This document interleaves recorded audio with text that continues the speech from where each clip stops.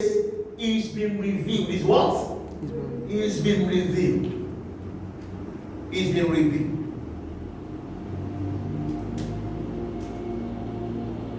Hallelujah. He's been revealed.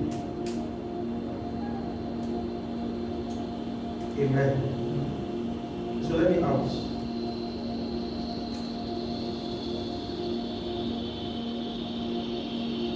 Who is God?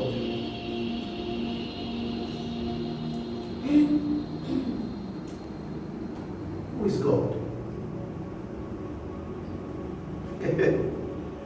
Who is God? Who is Jesus Christ? Who is Jesus Christ? Who is Jesus Christ? Is Jesus just an Hebrew guy? Or a Jewish guy? Sorry? Is he just a Jewish guy? Is God that being, right?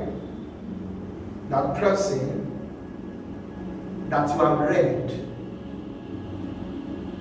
based on accounts?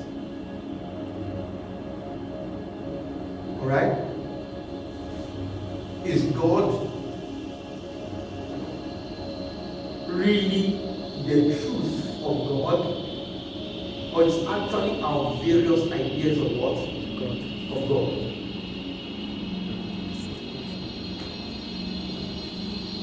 Right? How do you know God? Is it by what you have heard? Is it by what you have read? Is it by what you have read?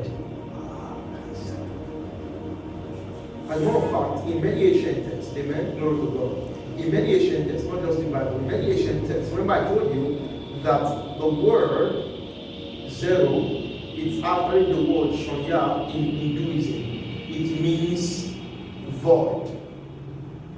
And they use it to refer to that supreme awareness to which everything becomes nothing. And you see it in most spiritual ancient texts. Okay? And they call that void the unknowable.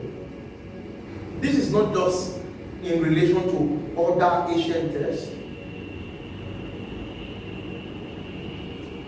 Alright? The unknowable. It's actually what they call the invisible. The what? The invisible God. Not outside in quote of what? The being that is existing outside of what? Outside of creation. That's not what we're talking about. Amen. The unknowable. And so if God is the unknowable, what book have you probably read by which you know God? What accounts have you received that gives you an idea of this God? Alright? What if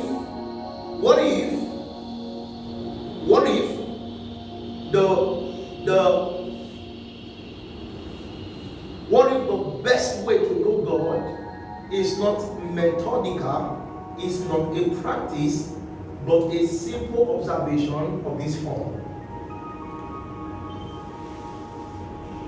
Because the mystery is an interaction, a cosmic interaction between form and formlessness.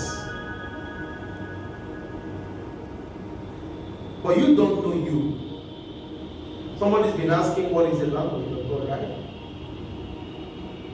But what if you realize you are that language? Alright?